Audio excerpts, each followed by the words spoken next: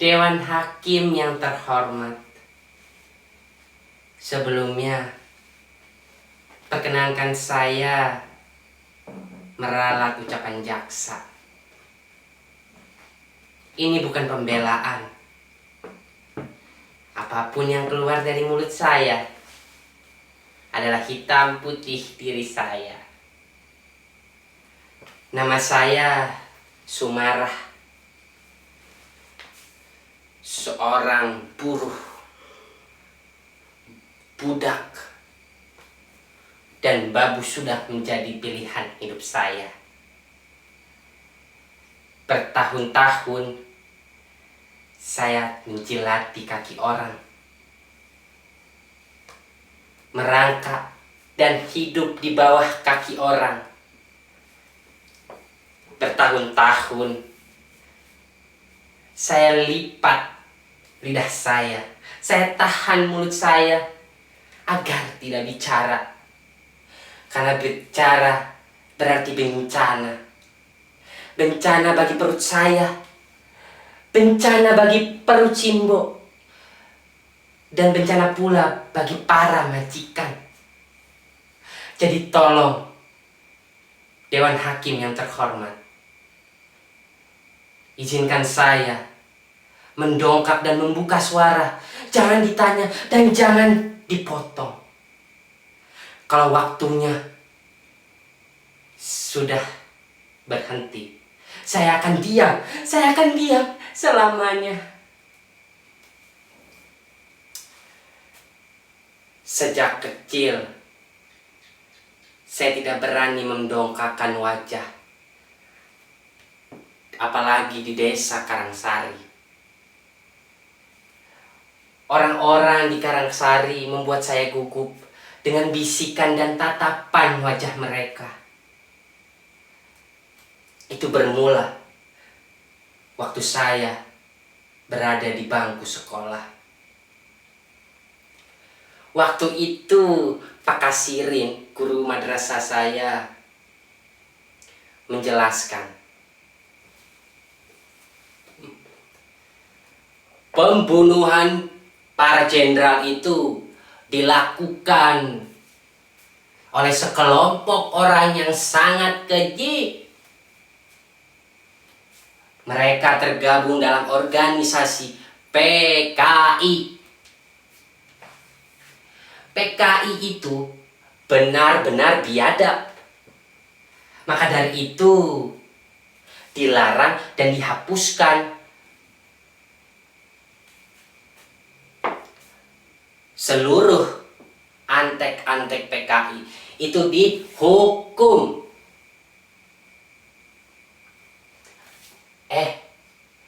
Aku sih bukannya mau ngomongin ya, tapi si Sumarah kan bapaknya PKI. Masa iya? Iya, benar. Terus sekarang di mana? Dia berada di penjara. Makanya kita semua jangan berteman sama Sumarah. Nanti kita ikutan keciduk. Metong nanti kita kalau keciduk.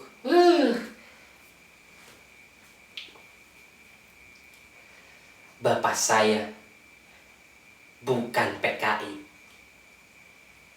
Suliman bukan PKI. Bapak saya bukan PKI. Benar kata Simbo.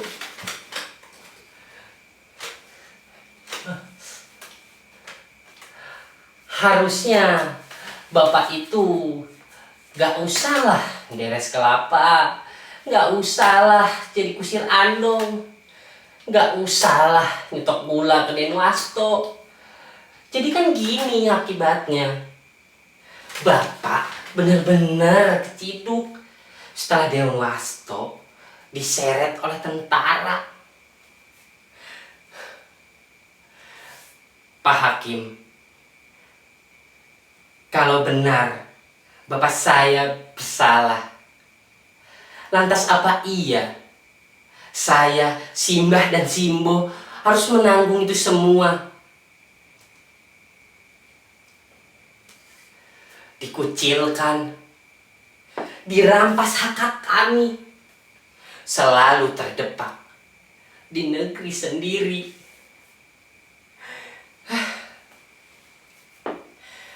Suatu ketika saya bekerja bersama juragan beras. Ia bernama Bu Jurwati. Habis bekerja bersama juragan beras itu, saya berkenalan dengan seorang pria.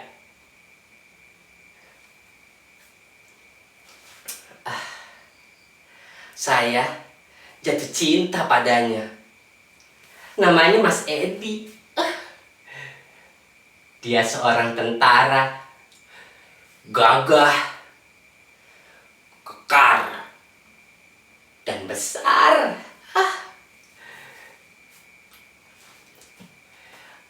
Cinta saya semakin besar. Yang mana saya tahu Mas Edi juga menaruh hati kepada saya. Tapi kemudian kembali terdepak dan masuk ke dalam jurang yang curam. Saya tidak bisa lagi menikah dengan Mas Edi. Saya tidak bisa lagi berhubungan dengan Mas Edi. Mas Edi mundur alon-alon setelah tahu keluarga saya.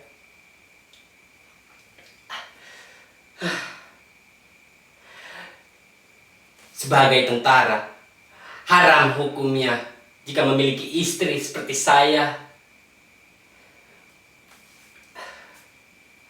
Akhirnya, dari situ, saya mendaftar menjadi TKW. Segala syarat saya penuhi.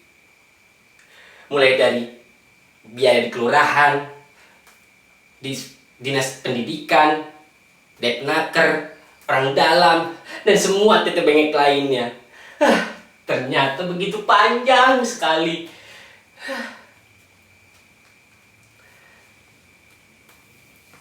Akhirnya, Sumarah binti Suliman, seorang TKW dengan predikat nilai ujian tertinggi di sekolah, menjadi budak di negeri orang.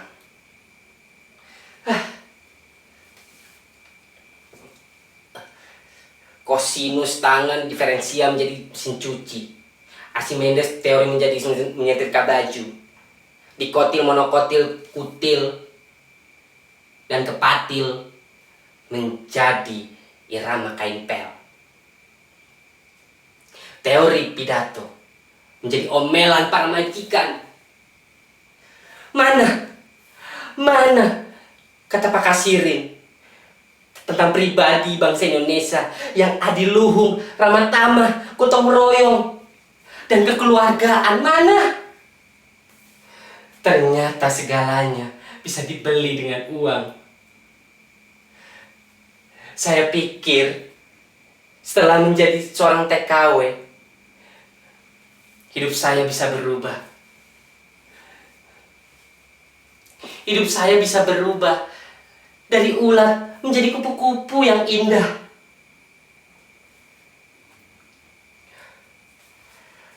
Di balik jubah-jubah majikan saya, di balik cadar-cadar hitam majikan saya disiksa. Setahun gaji saya hilang, saya diperkosa, diperkosa. Pak Hakim, saya harus menundukkan kepala, membuka mulut saya, dan kemudian saya ambil pisau itu, saya tusukkan ke jantung hatinya. Majikan itu, Pak Hakim, saya bunuh. Saya bunuh.